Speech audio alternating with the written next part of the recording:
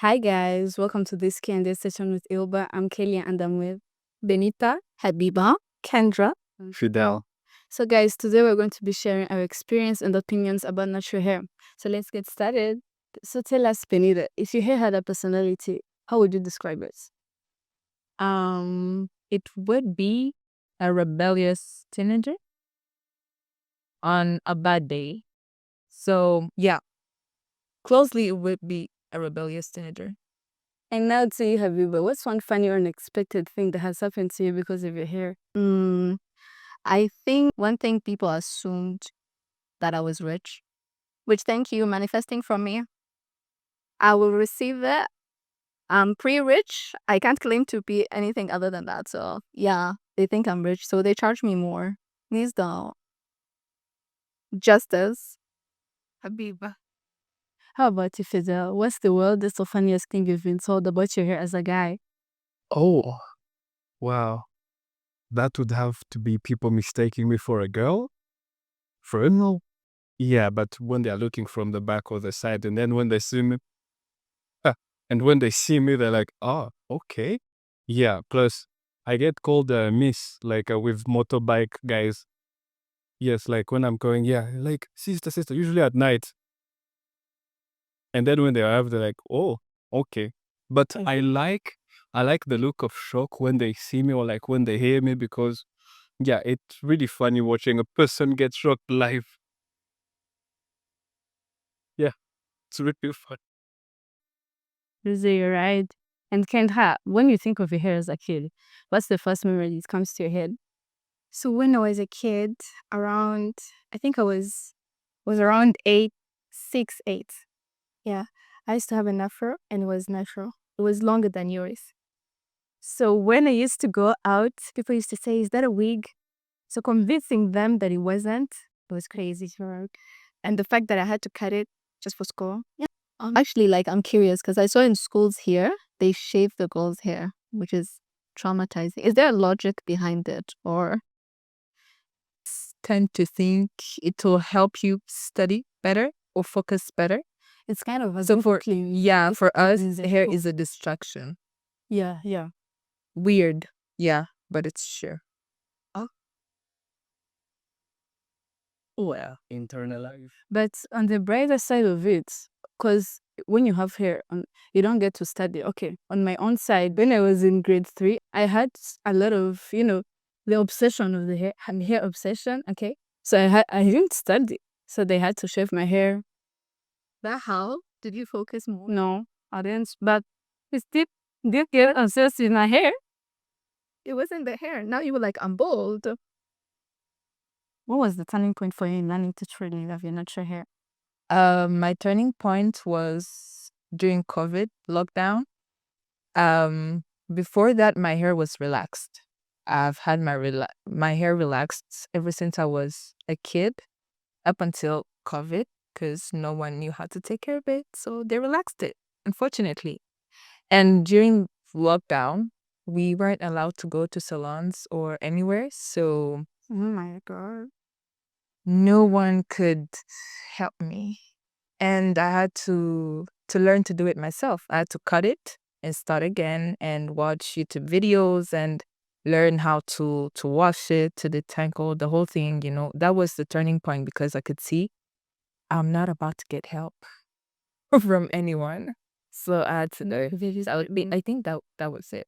For me, it's a bit of a longer story, and it's because I'm from Somalia. So a part of our culture, we generally take care of the hair. So we have weekly routines. Our mothers are always taking care of our hair, teaching us natural ways to take care of our hair. So my turning point was I was born and raised in Saudi, so the beauty standards are completely different. Straight, silky hair. If you don't have it, your hair is not it. So I think the turning point was for me in high school, where I decided to relax my hair. And then when it started falling, it wasn't me. My whole personality changed around it as well, to be honest. And then it started falling, so I stopped using it. And then I got back my curls, learned how to take care of them, went back to the roots, the things my mother would teach me, and so on. And I have never gone back since. Curly headed since 2013. That must have been really challenging Back to you, Kindra. What's one myth about natural hair you feel like erasing forever? Natural hair is just, it's really hard to take care of it, Yeah, to maintain, right? which is truly not it. It's just like a routine. The way you take a shower every morning, you could take care of your natural hair. Yeah. And what about you, Fido? How was your journey like embracing and maintaining your natural hair as a man? It was very unusual because it's not something you're naturally supposed to be doing. There's a lot of resistance against it, and when you're doing that, there's no support, there's no like example. Yeah, so it's figuring out a lot of things on your own, plus also adventuring without, having like the right to like ask anybody. Because whoever you'd be asking, like, why are you even doing that? Like, what did you get yourself into? Just cut it. But then also there's okay, maybe this is the stubborn part of me. I like getting in controlled trouble. I've always maintained this thing. It's hair, and if I wake up, I can just shave it. Like, I have that right. It's not like, I don't know, I'm changing like my body or something. So whenever something would work out, I'd be like, wow, look at what I'm supposed to do. Look at what I'm good at doing. And if it goes south, it's like, nah, I can cut it always. So keep going at it, keep going at it. And just like anything, you eventually get good at it and you find out that this is how God created us. So if there's a way to take care of yourself, just like, lotion, washing. So it's a whole routine. And un- unbeknownst to many people, and even if they don't want to accept it, hair is actually trainable. Like, you can train it. So eventually it learns and it comes. And the more you accept yourself and like, no, it's not about accepting yourself. It's embracing. When you say accepting, it's as if it's bad. The more you embrace yourself, you find out that it's a natural part of you. How is it in your family? Like, you're a guy, you have hair, you know everything people think. Then families, yeah. Well, it's been a journey, but in the beginning, I will have to say that there was a lot of resistance. They didn't understand it, they didn't support it, and they would want me like to cut it. Everybody was telling me to cut it, but funny enough, I had wanted to do it for like 10 years. Like, yeah, ever since I was young, and ever since I was a fan of like Ronaldinho. And if you're into mangas or like cartoon, going Super Saiyan, whatever that means to you, like, and like the hair lights up, it looked really, really cool for me. And I had always wanted to go Super Saiyan, even if it's in my mind, with the hair there. So it was always something I wanted. And I had reached a point where, I'm no longer a child. So my parents, there was a lot of resistance. My sisters, my older sisters, like, they're much more accepting. My younger sisters didn't know what was happening, and my brother just goes with whatever I do. I'm the big brother. He supports me in everything.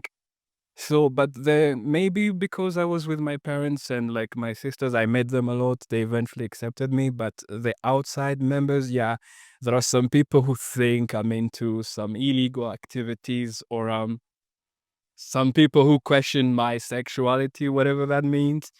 Yeah. So there is that, but at the end of the day, well, YOLO. You only live once. It's your life. There are things, yes, that you will accept because we live in a society, because there are things you're supposed to do for society to function very well. But there are things which are completely up to you, and whoever's really concerned about it, it's their problem. It's more about them more than you.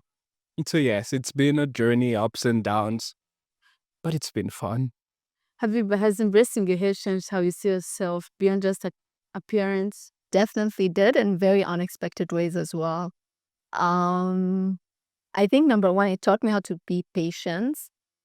The amount of time I spend untangling my hair, because if I don't detangle it, it will break, it will get damaged.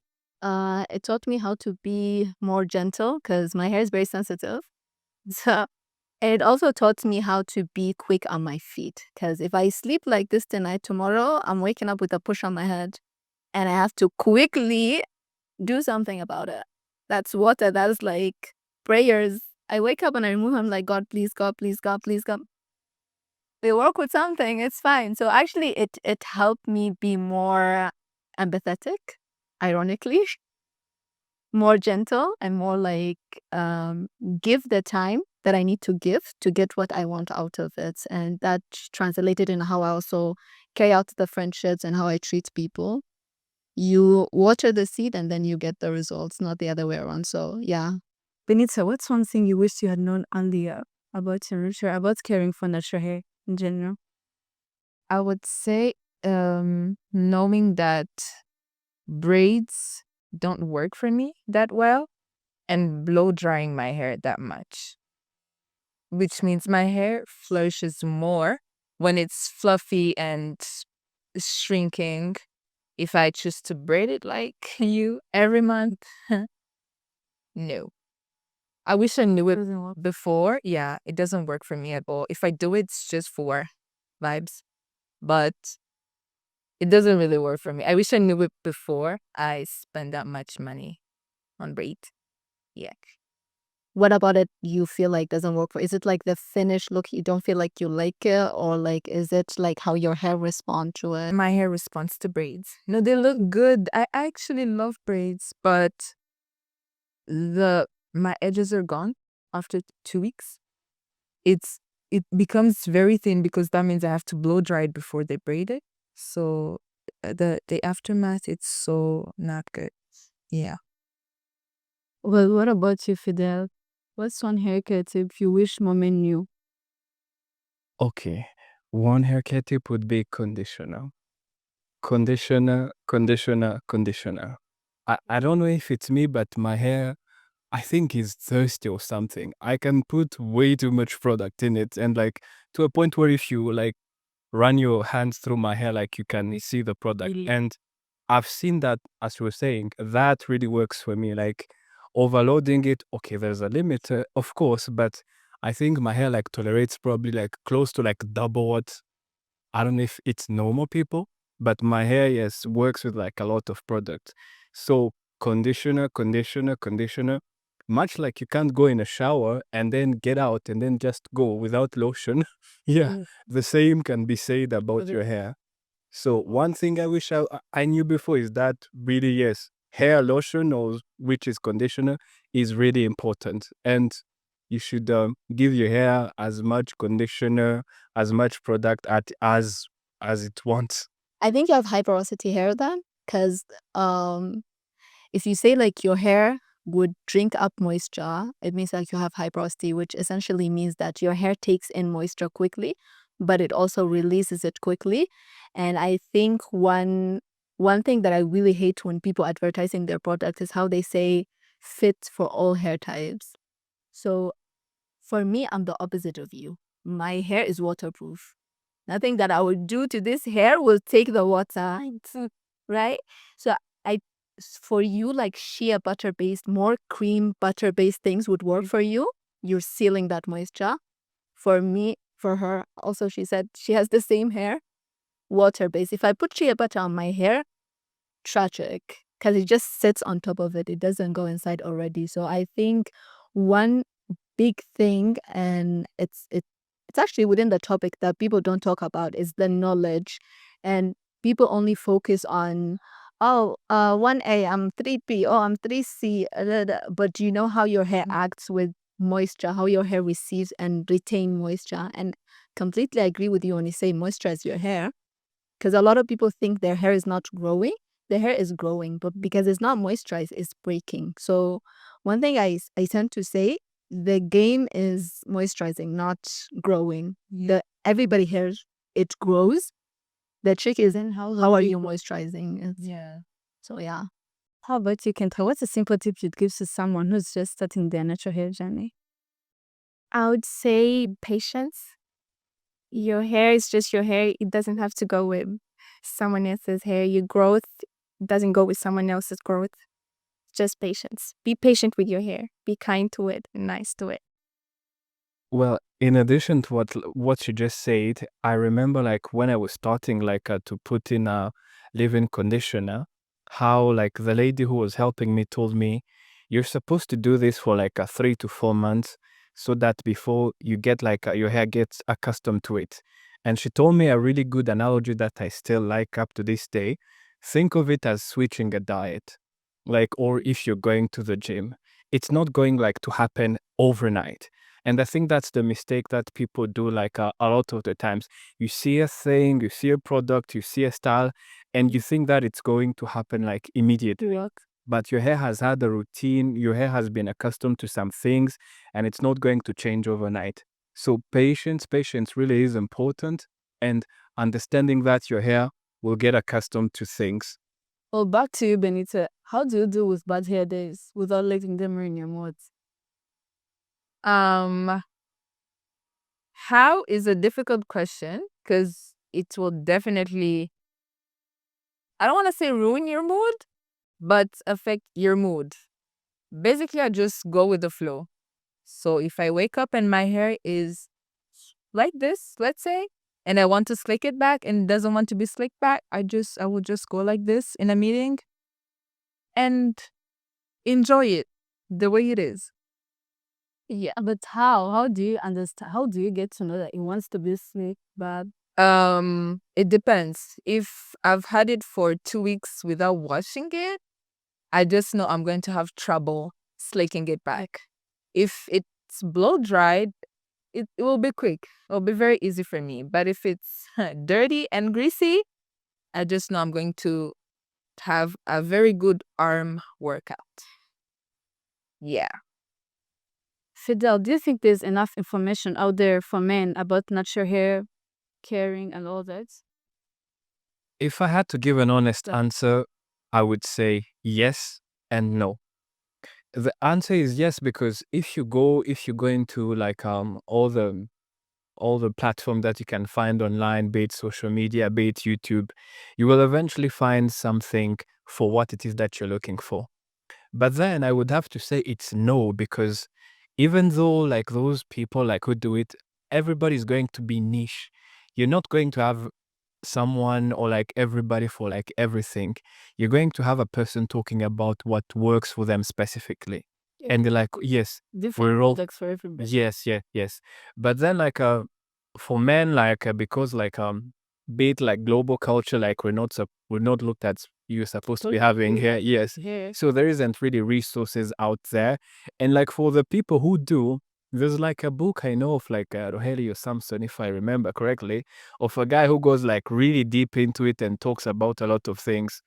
But you'll find that most people don't know the book, or like it doesn't do like really well just because of like that whole stigma which is there.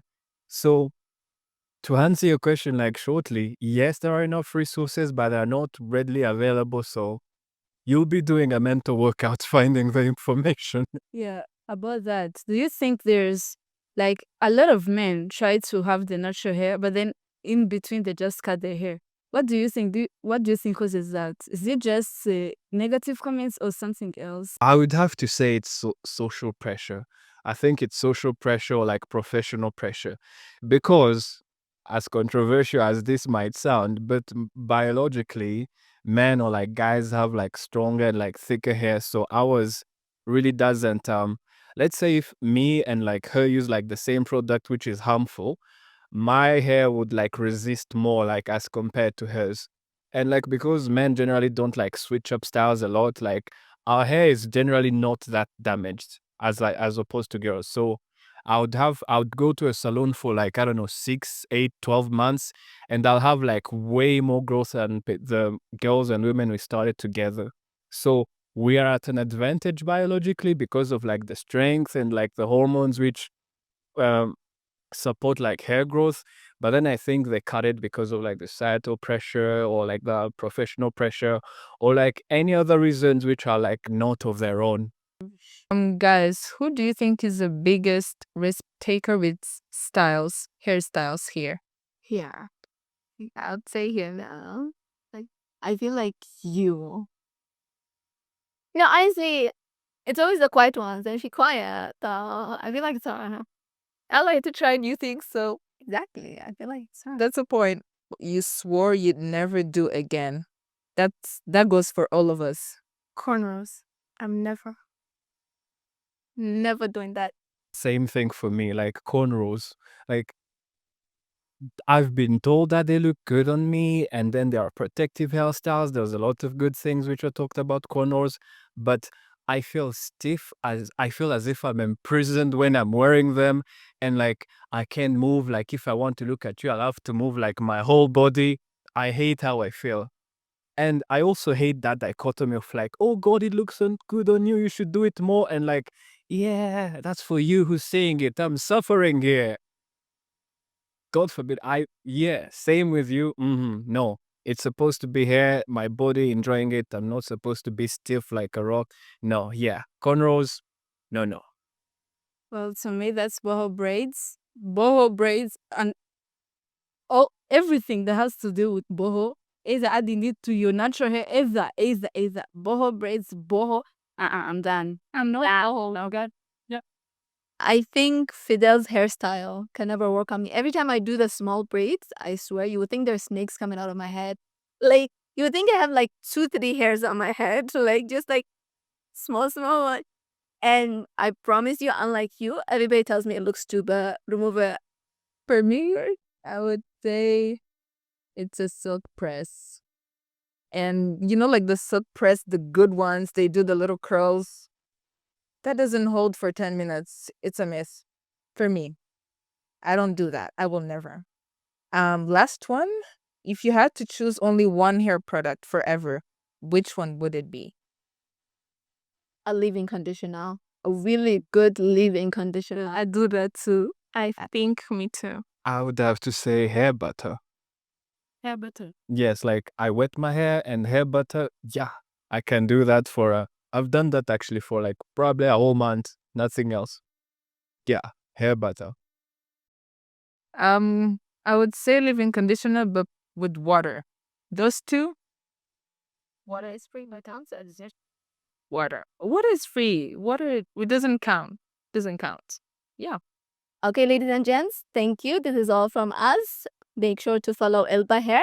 Tell us what you want to see next, who you want to talk to, which hair method you want to bust, and all.